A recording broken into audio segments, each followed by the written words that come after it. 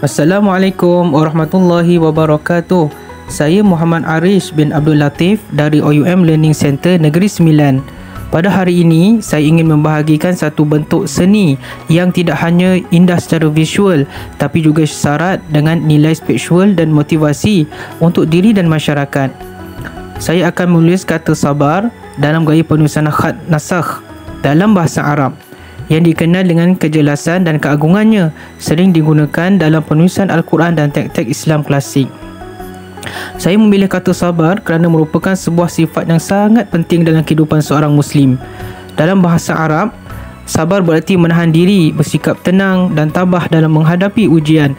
Sabar bukan hanya menunggu secara pasif, tapi merupakan kekuatan batin yang membentuk akhlak dan ketahanan jiwa.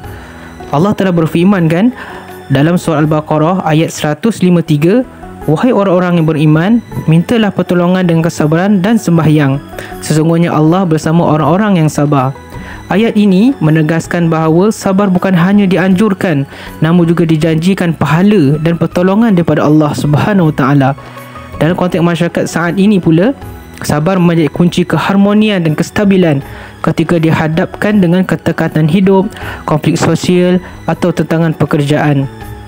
Sifat sabar membantu kita untuk tidak bertindak gelabah, melainkan berfikir rasional dan bertindak dengan kebijaksanaan. Sabar juga menjadi landasan bagi nilai-nilai lain seperti amanah, ikhlas dan tawakal.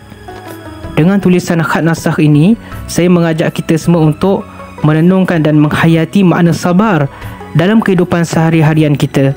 Seni khat tidak hanya sebagai hiasan, melainkan dakwah visual yang menyampaikan pesan Islam dengan keindahan. Setiap lengkungan dan titik dalam khat nasakh memiliki makna tersendiri, dan ketika digabungkan dengan kata-kata bermakna seperti sabar ini, menjadi motivasi yang sangat mendalam. Semoga pembahagian ini dapat menginspirasikan kita semua untuk lebih terus sabar dalam menghadapi ujian hidup dan menjadikan sabar sebagai amalan yang tetap kita lakukan. Semoga dengan sabar kita mendekat kepada Allah Subhanahu Wa Taala untuk menjadi manusia yang lebih tenang, lebih matang dan berakhlak mulia. Maka itu saja. Sekian, terima kasih. Assalamualaikum warahmatullahi wabarakatuh.